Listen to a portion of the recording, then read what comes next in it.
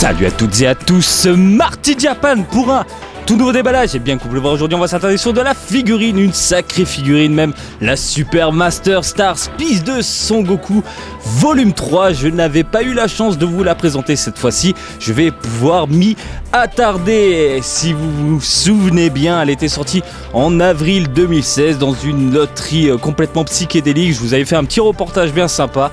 Et bien Bandai Presto a relancé un peu cet événement déjanté dans tout le Japon cette fois-ci, dans plusieurs game centers.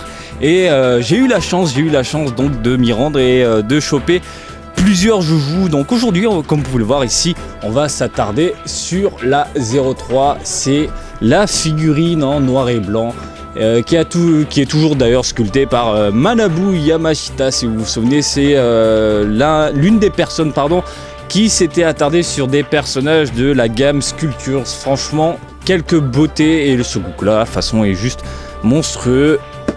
Hop là, ici, vous pouvez le voir en haut à droite, Bandai Presto, en haut à gauche, Ichiban Kuji, signalant qu'il s'agit d'une loterie, et en bas à gauche, Dragon Ball Super pour la licence. Quoi d'autre que le ticket a été vendu 5000 yens, et puis c'est tout. Écoutez, on va ouvrir la boîte et découvrir la bête ensemble. Allez hop, on ouvre la bête. Pour ne pas changer, eh bien un gros plastique bien rigide pour protéger la figurine. Elle est immense. Pour rappel, elle fait 34 cm, c'est pas rien. Et en plus, elle pèse son poids dans les 700 grammes, si je me souviens bien. Donc voilà, ici, dans son cercueil fait de plastique. Allez, on va dégager la boîte pour faire un peu de place. On va mettre le Goku au milieu. Hop là. Superbe. Donc c'est toujours soigneusement emballé. Papier bulle, plastique autour. Ça ne change pas, que ce soit au niveau du corps, de la tête, c'est bien classe. Voici donc la The Tones, donc une figurine en noir et blanc comme vous pouvez le constater.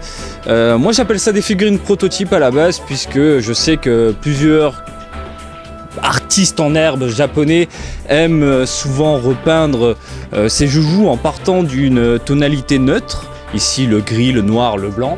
Mais il faut avouer que la qualité du produit est juste terrible, hein, et les couleurs fait ressortir, comme on peut le voir ici au niveau des vêtements, toutes les déchirures, les pliures, c'est vraiment superbe. Les veines sont toujours mises en avant, le regard est toujours aussi pétant. Bref, c'est une figurine de qualité, c'est un joujou qui fait complètement rêver.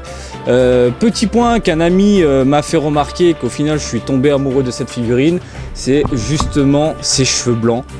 Et ça n'a pas de prix. Ce Goku avec des cheveux blancs comme ça lui donne un aspect assez, je sais pas, soit angélique, soit démoniaque, entre les deux. C'est vraiment plaisant à l'œil, et en la positionnant, comme vous pouvez le voir ici à l'écran, boum, comme ça, hop, sous une vitrine, je pense que y a de quoi de faire baver vos invités en présentant ce joujou là. Bref, c'est vraiment superbe. L'arrière, allez, je vous fais un gros plan ici, hop, toujours les vêtements déchirés.